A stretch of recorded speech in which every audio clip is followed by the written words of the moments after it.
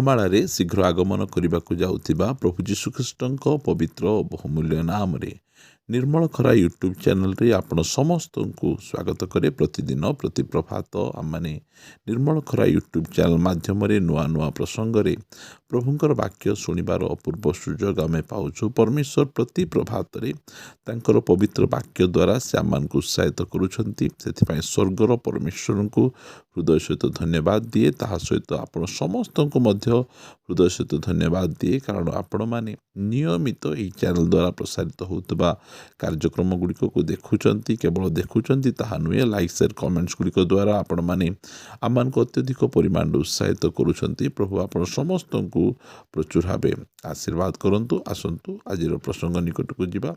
ଆଜିର ପ୍ରସଙ୍ଗଟି ଏହି ପ୍ରକାର ଅଟେ, କ୍ରୋଧର ସଠିକ୍ ବ୍ୟବହାର। କ୍ରୋଧର ସଠିକ୍ ବ୍ୟବହାର ଏ ବିଷୟରେ ଆମେ ଅଳ୍ପ ସମୟ ଆମେ କଥାବାର୍ତ୍ତା କରିବା। ପ୍ରିୟମାନେ, ବାଇବଲ ଆମମାନଙ୍କୁ କହେ ଯେ କ୍ରୋଧ କଲେ ପାପ କର ନାହିଁ, ଆଉ ସୂର୍ଯ୍ୟ ଅସ୍ତ ନ ହେଉଣୁ କ୍ରୋଧ ପରିତ୍ୟାଗ କର। ଯଦି ଗୋଟେ ଅକାରଣରେ ନିଜର ଭାଇକୁ ଯଦି ଆମେ କ୍ରୋଧ କରୁ, ତାହେଲେ ଆମମାନେ ନରକକୁ ଆମେ ଯାଇପାରିବୁ। ଏହା ବାଇବଲ ଆମମାନଙ୍କୁ ଶିକ୍ଷା ଦିଏ। ମାତ୍ର ଏ ଯେଉଁ କ୍ରୋଧକୁ ଆମେ ସଠିକ୍ ବ୍ୟବହାର କରିବାର ଅଛି। କ୍ରୋଧ ଆମମାନଙ୍କ ମଧ୍ୟରେ ଆସେ, ଆଉ ଏ କ୍ରୋଧ ଆସିଲା ପରେ ଆମେ ପାପ କରିବା କଥା ନୁହେଁ। ଏ କ୍ରୋଧ ଆସିଲା ପରେ ଆମମାନେ କୌଣସି ପ୍ରକାର ଭୁଲ କରିବା କଥା ନୁହେଁ। ମାତ୍ର କ୍ରୋଧର ସଠିକ୍ ବ୍ୟବହାର କରିବାର ଆବଶ୍ୟକ ରହିଅଛି। ଆମେ ବାଇବଲରେ ଆମେ ଦେଖୁ, ଯେଉଁ ସମୟରେ ପ୍ରଭୁ ଯୀଶୁଖ୍ରୀଷ୍ଟ ମନ୍ଦିର ମଧ୍ୟକୁ ଗଲେ, ସେହି ସମୟରେ ମନ୍ଦିରରେ କ୍ରୟ ବିକ୍ରୟ ଚାଲିଛି, ବେପାର ଚାଲିଛି। ଯାହା ମନ୍ଦିରରେ ହେବା କଥା, ପ୍ରାର୍ଥନା, ସୁସ୍ଥତା, ବାକ୍ୟ ପ୍ରଚାର, ଏହିସବୁ ନ ଚାଲି ମନ୍ଦିର ମଧ୍ୟରେ କ୍ରୟ ବିକ୍ରୟ ଚାଲିଛି। ସେହି ସମୟରେ ପ୍ରଭୁ ଯୀଶୁଖ୍ରୀଷ୍ଟ କ୍ରୋଧ କଲେ। ଯେଉଁ ସମୟରେ ପ୍ରଭୁ ଯୀଶୁଖ୍ରୀଷ୍ଟଙ୍କୁ ବାଲଜିବୁଲ କହିଲେ, ପ୍ରଭୁ ଯୀଶୁଖ୍ରୀଷ୍ଟ କ୍ରୋଧ କଲେ ନାହିଁ। ଯେଉଁ ସମୟରେ ପ୍ରଭୁ ଯୀଶୁଖ୍ରୀଷ୍ଟଙ୍କୁ ଲୋକମାନେ ଆକୁ ଭୂତ ଲାଗିଛି, ଆକୁ ଇଏ ପାଗଳ ହେଇଗଲାଣି, ଇଏ ପାପୀମାନଙ୍କ ସହିତ ରହୁଅଛି, ବିଭିନ୍ନ ପ୍ରକାର କଥା ପ୍ରଭୁ ଯୀଶୁଖ୍ରୀଷ୍ଟଙ୍କ ବିରୁଦ୍ଧରେ କହିଲେ। ମାତ୍ର ପ୍ରଭୁ ଯୀଶୁଖ୍ରୀଷ୍ଟ କୌଣସି ସ୍ଥାନରେ ମଧ୍ୟ ସେ କ୍ରୋଧ କଲେ ନାହିଁ, ରାଗିଲେ ନାହିଁ। ତାଙ୍କର ପ୍ରତିକ୍ରିୟା ଗୁଡ଼ିକ ସେ ଦେଖାଇଲେ ନାହିଁ। କୌଣସି ପ୍ରକାର ଭାବରେ ଲୋକମାନଙ୍କୁ ସେ କିଛି କହିଲେ ନାହିଁ। ମାତ୍ର ଯେଉଁ ସମୟରେ ସେ ଦେଖୁଛନ୍ତି ଯେ ମନ୍ଦିର ମଧ୍ୟରେ ବେପାର ଚାଲିଛି, ସେହି ସମୟରେ ପ୍ରଭୁ ଯୀଶୁଖ୍ରୀଷ୍ଟ ନୀରବ ରହିଲେ ନାହିଁ, ନମ୍ର ରହିଲେ ନାହିଁ। ସେ ରାଗିଗଲେ। ସେ ରାଗି ଲେଖାଯାଉଛି ଯୋହନ 2 ଅଧ୍ୟାୟ ଏହାର 14 ପଦ। ପୁଣି ସେ ମନ୍ଦିରରେ ଗୋରୁ, ମେଣ୍ଢା ଓ କାପ୍ତା ବ୍ୟବସାୟୀମାନଙ୍କୁ ଆଉ ମୁଦ୍ରା ବ୍ୟବସାୟୀମାନଙ୍କୁ ବସିଥିବା ଦେଖି ଦଉଡ଼ିରେ ଗୋଟିଏ କରଡ଼ା ବନେଇ ମେଣ୍ଢା ଓ ଗୋରୁ ସହିତ ସମସ୍ତଙ୍କୁ ମନ୍ଦିରରୁ ବାହାର କରିଦେଲେ। ମନ୍ଦିରକୁ ପରିଷ୍କାର କରୁଛନ୍ତି। ପୁଣି ମୁଦ୍ରା ବ୍ୟବସାୟୀମାନଙ୍କର ମୁଦ୍ରା ସବୁ ବିଞ୍ଚି ଦେଲେ, ସେମାନଙ୍କ ମେଜ ସବୁ ଓଲଟାଇ ପକାଇଲେ। ଆଉ ସେ କାପ୍ତା ବ୍ୟବସାୟୀମାନଙ୍କୁ କହିଲେ, ଏଗୁଡ଼ାକ ଏଠାରୁ ଘେନିଯାଅ। ମୋହର ପିତାଙ୍କ ଗୃହକୁ ବାଣିଜ୍ୟର ଗୃହ କର ନାହିଁ। ତୁମ୍ଭ ଗୃହ ନିମନ୍ତେ ଉଦ୍ଯୋଗ ମୋତେ ଗ୍ରାସ କରିବ, ଏହା ଲେଖା ଅଛି ବୋଲି ସେତେବେଳେ ତାହାଙ୍କ ଶିଷ୍ୟମାନଙ୍କ ମନରେ ପଡ଼ିଲା। ପ୍ରିୟମାନେ, ଯୀଶୁଖ୍ରୀଷ୍ଟ କ୍ରୋଧର ସଠିକ୍ ବ୍ୟବହାର କରୁଛନ୍ତି। କେଉଁ ସ୍ଥାନରେ ତାଙ୍କୁ କ୍ରୋଧ କରିବା କଥା ନୁହେଁ, କେଉଁ ସ୍ଥାନରେ ତାଙ୍କୁ କ୍ରୋଧ କରିବାର ଆବଶ୍ୟକ ରହିଅଛି। ଆଜି ଅନେକ ସମୟରେ ଆମକୁ ଯଦି କେହି କିଛି କହନ୍ତି, ତାହେଲେ ଆମେ ସାଙ୍ଗେ ସାଙ୍ଗେ ରାଗିଯାଉ। ଆଉ ପରିବାର ବିରୁଦ୍ଧରେ କେହି କିଛି କହିଲେ ଆମେ ସାଙ୍ଗେ ସାଙ୍ଗେ ରାଗିଯାଉ। ମାତ୍ର ଯେଉଁ ସମୟରେ ମଣ୍ଡଳୀ ମଧ୍ୟରେ, ସମାଜ ମଧ୍ୟରେ ମନ୍ଦତା ଚାଲିଛି, ଦୁଷ୍ଟତା ଚାଲିଛି, ସେହି ସମୟରେ ଆମେ କିଛି କରୁନ। କାହିଁକି ଆମେ କହିବୁ, କାହିଁକି ଆମେ ଖରାପ ହେବୁ, କାହିଁକି ଆମେ ସେ ବିଷୟରେ ମୁଣ୍ଡ ଖେଳାଇବୁ, ଯାହା ଚାଲିଛି ଚାଲୁ, ଆମର କ'ଣ ଯାଉଛି, ଆମେ ଏହି ପ୍ରକାର ଭାବିଥାଉ। ମାତ୍ର ପ୍ରଭୁ ଯୀଶୁଖ୍ରୀଷ୍ଟ ସେ ନୀରବ ରହିଲେ ନାହିଁ। ଯେଉଁ ପ୍ରଭୁ ଯୀଶୁଖ୍ରୀଷ୍ଟ ନୀରବରେ କରଡ଼ା ପ୍ରହାର ସହ୍ୟ କଲେ, ଯେଉଁ ପ୍ରଭୁ ଯୀଶୁଖ୍ରୀଷ୍ଟ ନୀରବରେ କ୍ରୁଶ ଉପରେ ମୃତ୍ୟୁବରଣ କଲେ, ମାତ୍ର ସେହି ପ୍ରଭୁ ଯୀଶୁଖ୍ରୀଷ୍ଟ ମନ୍ଦିର ମଧ୍ୟରେ ଯେଉଁ ସମୟରେ କ୍ରୟ ବିକ୍ରୟ ଚାଲିଛି, ବିଜନେସ୍ ଚାଲିଛି, ଯାହା ହେବା କଥା ମନ୍ଦିରରେ ତାହା ହେଉନାହିଁ, ସେହି ସମୟରେ ପ୍ରଭୁ ଯୀଶୁଖ୍ରୀଷ୍ଟ ରାଗି ଯାଉଛନ୍ତି, କ୍ରୋଧ କରୁଛନ୍ତି। ଆଉ କରଡ଼ା ତିଆରି କରି ସେ ଲୋକମାନଙ୍କୁ ଘଉଡ଼ୁଛନ୍ତି, ମେଜଗୁଡ଼ିକ ଓଲଟାଇ ପକାଉଛନ୍ତି। କାରଣ କ୍ରୋଧର ସଠିକ୍ ବ୍ୟବହାର। ଆମ ଜୀବନରେ କ୍ରୋଧ ଆସିବ, जो समय कौन प्रकार भूल हुए, दुष्टता हुए, मंदता हुए, आमको ताहार प्रति क्रोध करिवार आवश्यक रही। आमे से स्थान रे आमे क्रोधरे किछि निष्पत्ति नेबार आवश्यक रही। प्रिय माने दिने प्रभु यीशु ख्रीष्ट गोटे समाज गृह जाइछंती।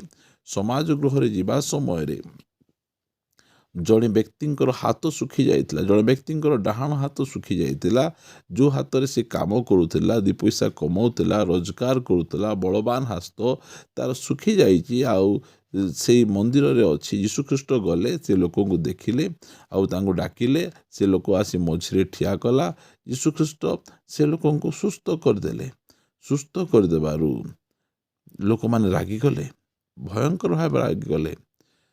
सेतबेले यीशुख्रीष्ट यार मार्क 3 अध्यायर 5 पद लिखागला, से हृदयर जड़ता सकाशे दुखित होई क्रोधरे चारिआडे से प्रति दृष्टिपात करी लोक को कहले हाथ बढ़ाओ।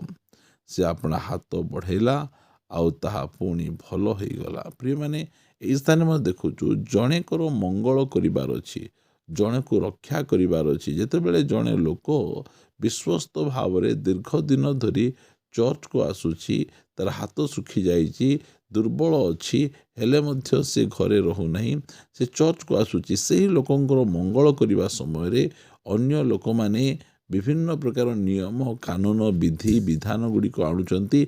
से ही समय प्रभु यीशु ख्रीष्ट रागुचंती, आ रागी क्रोधरे चारिआडे दृष्टिपात कर। मु कहवाई चाहे क्रोधर सठिक व्यवहार आम करवा। जो स्थान रे आमको क्रोध करिवार अछि आमे क्रोध करिबा, मात्र क्रोध कले आमे पाप करिबा नहीं, एटा बुझिबार अछि। आमे क्रोध आमे करि परिबा, मात्र क्रोध कले आमको पाप करिबार नहीं। आमे क्रोध को बहुत समय धरी मध्य धरि रखिबार नहीं। आमे सूर्य अस्त न होणु परमेश्वर गोटे समय सीमा देइछंती, ताहा परित्याग करिबार अछि। क्रोधर सठिक व्यवहार आमे करिबा। जो स्थान रे आमको रागिबार अछि, जो स्थान रे आमको किसी सुधारिबार अछि, भूल चली, मंदता चली, दुष्टता चली, आमको आवाज उठेबाक पड़िबो, ठिया हेबाक पड़िबो, आमको नीरव रहिबार नहीं। कारण जो क्रोध आम ठारे अच्छी, से क्रोध आमको पाप आड़ को लीड कर नो, दुष्टता आड़ को लीड कर नो। क्रोधरे पड़ी आम कौन प्रकार पाप आम न करूँ, मात्र आम क्रोधर सठिक व्यवहार करिबार अछि। ठीक कथा को ठीक, भूल कथा को भूल कही आमे ठिया हेबार अछि। केही आमको पसंद करंतु कि न करंतु, मात्र क्रोधर सठिक व्यवहार करिबार अछि। आखि आगरे विभिन्न प्रकार मंदता दुष्टता होउथिबो, आउ आमे से सब देखि आमे जो नीरव रहिबा, ताले कि प्रकार हेबो। प्रिय माने आमको परमेश्वर बुद्धि ज्ञान शक्ति सामर्थ्य देइछंती, आउ आमानकर परिवार रे मंडली रे समाज रे जहाँ भी मंदता होछि ता विरुद्ध रे आमको स्वर उत्तोलन करिवार अछि। आसंतु प्रार्थना करिवा पई जिबा। पवित्र मंगलमय स्वर्गीय पिता, मु तुमको धन्यवाद धन्यवाद धन्यवाद दिए। क्रोधर सठिक व्यवहार आमे कि प्रकार आमे करिबु, एथि निमंते तुमे आज पुनर्बार तुमर पवित्र वाक्य द्वारा आम सहित कथबार्ता हेलो। मु तुमको धन्यवाद दिए। तुमे धरापृष्ठ थिबा समय रे विभिन्न समय क्रोध होइछ, मात्र तुमे कौन सी प्रकार पाप करना हो।